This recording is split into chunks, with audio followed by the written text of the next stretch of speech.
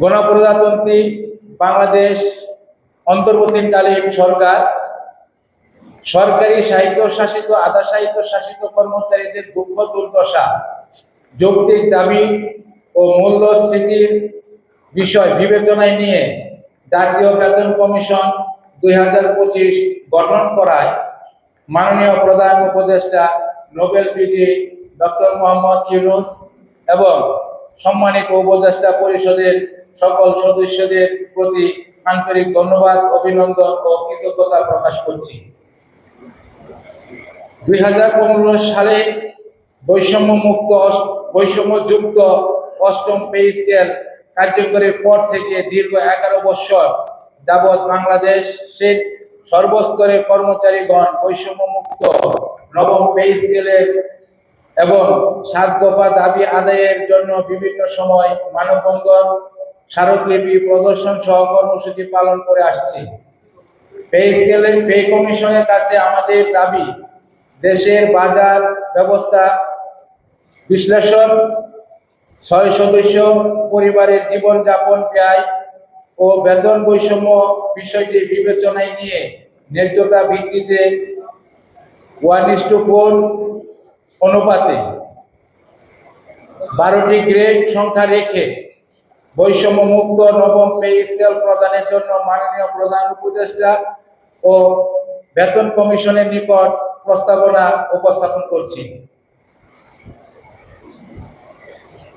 1:4 অনুপাতে সর্বনিম্ন 35,000 টাকা ও সর্বোচ্চ 1,40,000 টাকা বেতন ধরে 12টি গ্রেড বেতন কাঠামো প্রস্তাব করে প্রস্তাবনা আমরা এখানে লিপিবদ্ধ করেছি।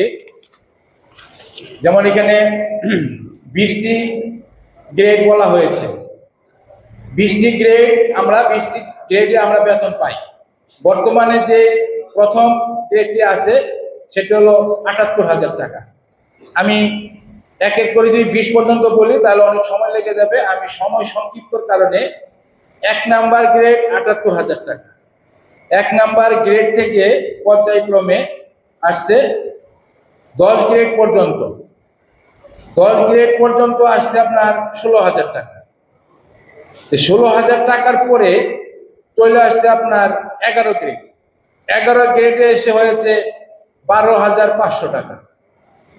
এই যে 9 গ্রেড থেকে 10 গ্রেড 16,000 টাকা, সেখানে পার্থক্য হচ্ছে আপনার 10 গ্রেড থেকে 11 গ্রেডের পার্থক্য হচ্ছে 3500 টাকা। এখানে অনেকটাই বৈষম্য হয়েছে।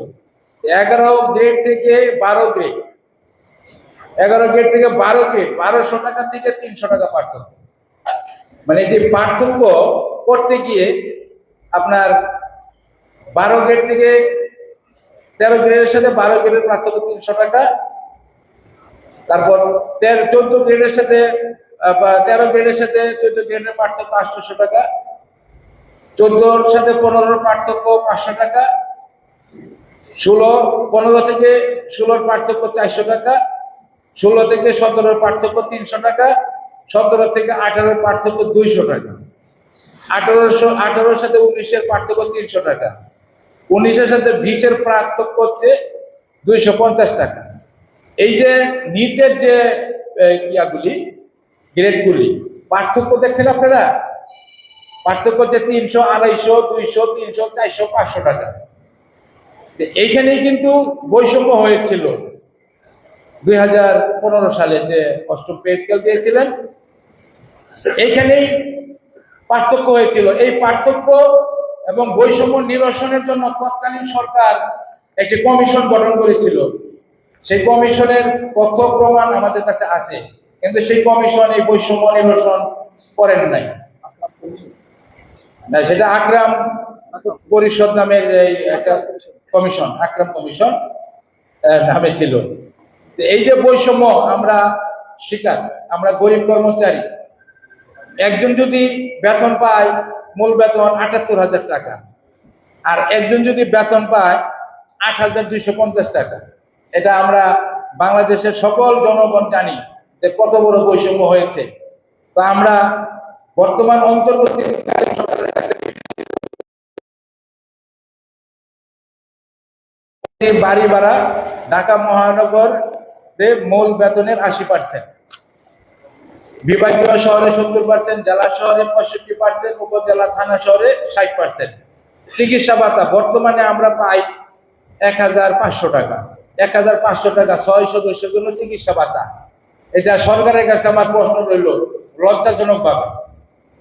শিক্ষা ভাতা বর্তমানে এক সন্তানের জন্য 500 টাকা, 2 সন্তানের জন্য 1000 টাকা। বর্তমানে 500 টাকা একটা সন্তানের শিক্ষা চলে কিনা সেটা প্রশ্ন রইল সরকারের কাছে আপনাদের মাধ্যমে। এবং আমরা প্রস্তাব করছি প্রতি সন্তান 2000 টাকা করে, 2 সন্তানের জন্য 4000 টাকা। যাতায়াত ভাতা বর্তমানে মাসিক আমরা পাই 300 টাকা, এক মাসে 300 টাকা যাতায়াত ভাতা।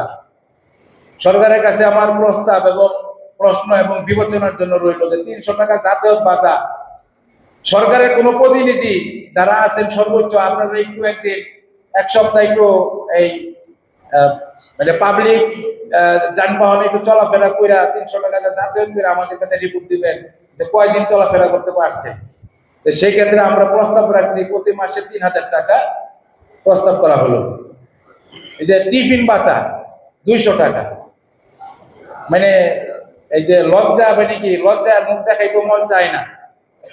সেই সরকারের কাছে বলবো যে 200 টাকা টিফিন ভাতা, এটা কোন ধরনের টিফিন আপনারা আমাদেরকে একটু বলবেন যে 200 টাকা মাসে এই টিফিনটা করবেন। এটা আমাদের বিনীতভাবে অনুরোধ, হ্যাঁ, যে দৈনিক 6 টাকা টিফিন, হ্যাঁ, তো সেটাকে বৃদ্ধি করে মাসে 300 টাকা করার প্রস্তাব করা হলো। সরি 3000 টাকা, 3000 টাকা। দোলাই ভাতা বর্তমান পাচ্ছি 100 টাকা, সেটাকে বৃদ্ধি করে মাসে 1000 টাকা করার প্রস্তাব করা হলো। শান্তি বিনোদন ভাতা বর্তমানে আমরা বছরে 3 বছরে পেয়ে থাকি একবার, সেটাকে 1 বছর কমিয়ে 2 বছর অন্তর অন্তর শান্তি বিনোদন ভাতা দেওয়ার জন্য আমরা প্রস্তাব করছি।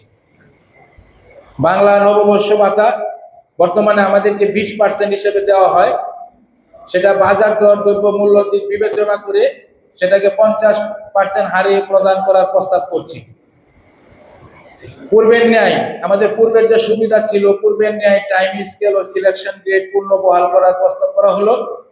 বার্ষিক বেতন বৃদ্ধি 5% এর পরিবর্তে 10% করার প্রস্তাব করা হলো।